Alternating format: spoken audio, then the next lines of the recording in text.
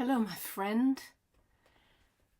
I've been away for a little while because I had my grandchildren staying with me for 2 weeks with their parents, and I was very busy being happy, and I thought it was best to stay focused on that for a while. And then, of course, the time came for them to leave and take that airplane back from the United Kingdom to the United States, leaving me in that moment with a deep sense of sorrow, sadness.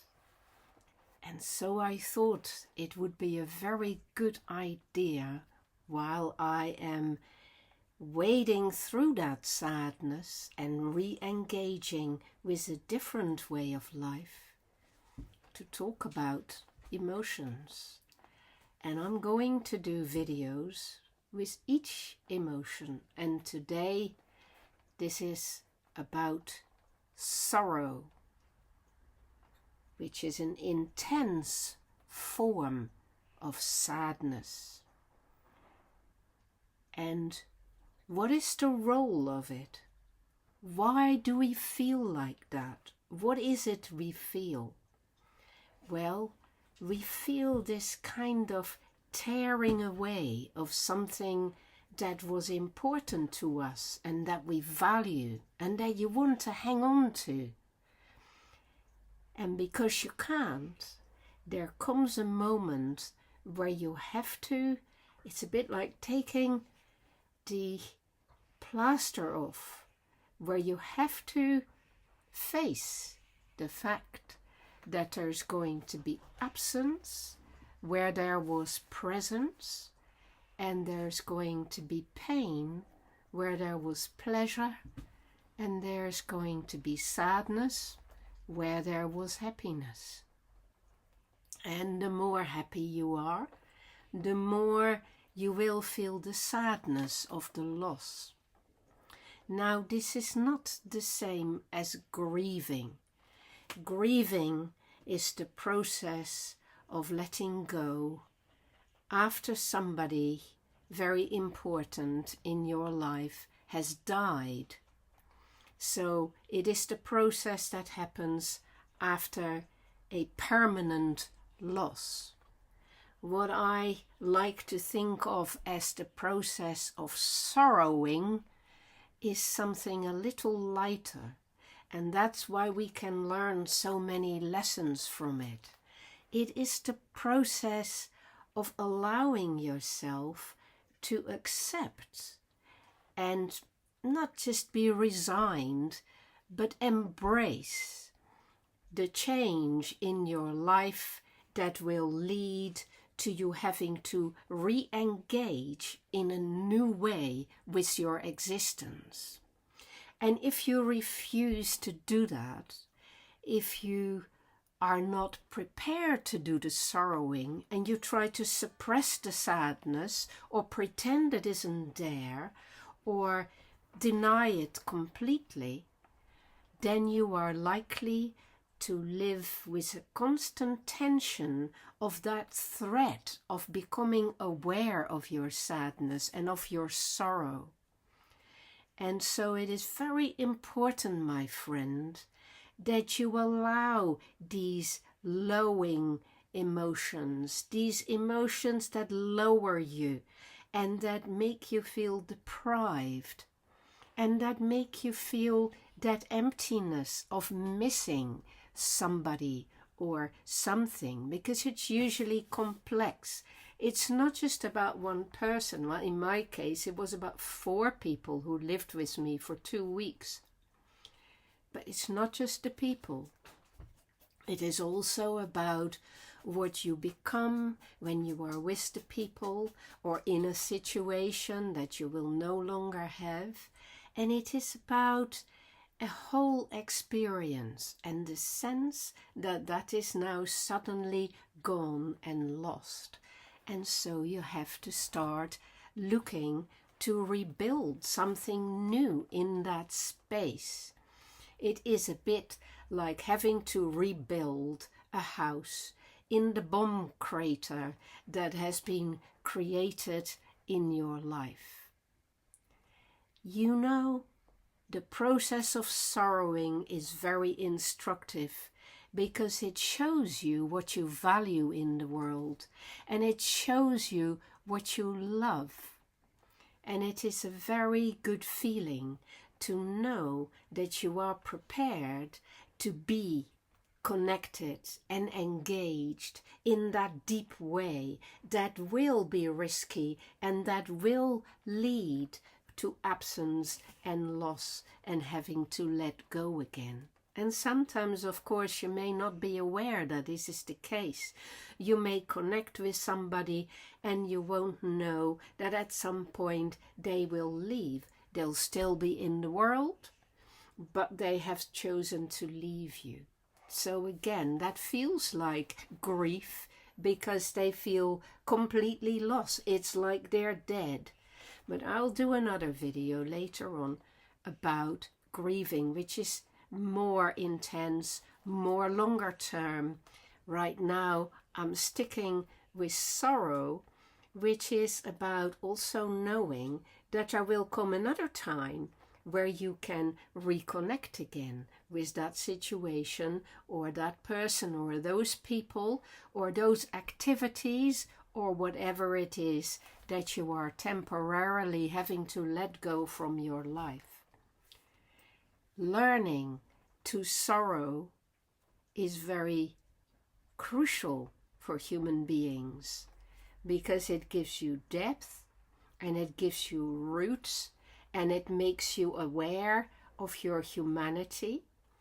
If you shed a few tears, or more than that, you cry a lot about what it is that is lost, this might also help you to soften towards other people and become more empathetic in future when you see other people suffering or you see them being deprived of things or people or situations or events that are important to them. And you will know that you do not have to console them because each of us are quite capable of creating the inner strength and the robustness that we need in order to take account of these situations in our lives and to learn to be flexible with it, to learn not to think that your heart will break or it is too difficult or it should be avoided.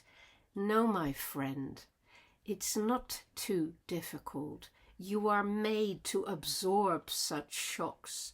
So allow yourself to take it on board and to move forward with it and to discover new depth in yourself, new courage in yourself, new strength in yourself. If you take it upon yourself to move forward, to think about what it is you want to commit to and what it is that is going to fill the empty space that is left behind. But don't do that too quickly.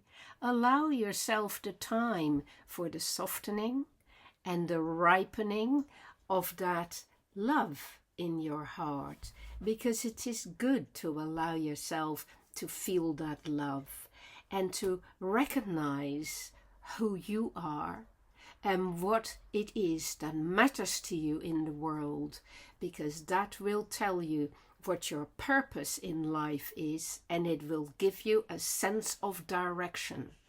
So there is so much to gain from sorrow, my friends, in terms of existential learning. And I don't mean that in the sense that Goethe meant it when he wrote The Sorrows of Young Werther, which was a book, and a very excellent book, which I strongly recommend, a novel about an unrequited love. And Werther made himself sick with the loss of that possibility of having that love situation, and he made himself so sick that he became suicidal. And that is not necessary, my friend, because hearts only break if they have become hard, if they have become set in stone. If your heart is soft and it is dynamically alive, then you will allow yourself to love deeply and to let go smoothly, and to find new ways to use your activity, to use your care, your concern, to use your abilities in the world, rather than allowing yourself to go under in your sorrow. You will in fact emerge from the sorrow, and you will learn that you can float on those waves, and that those waves will inexorably move you forward as the cycle of life carries on, and your learning will help you get more momentum, as long as you remember to feel it deeply and to remember what it tells you about the direction of travel.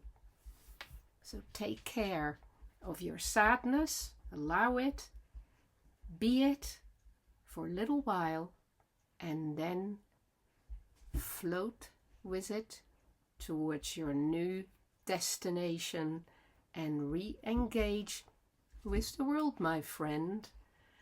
And I was in the very happy position of knowing that I felt guilty about not having done videos for a little while, and I really was very happy to go back to doing this work, where I hope to make your life a little clearer and a little bit more open to what is actually happening, and less frightened and more aware of all the power and all the strength that is right there inside of your inner world, my friend. Take care of your sorrows and be gentle on yourself, always.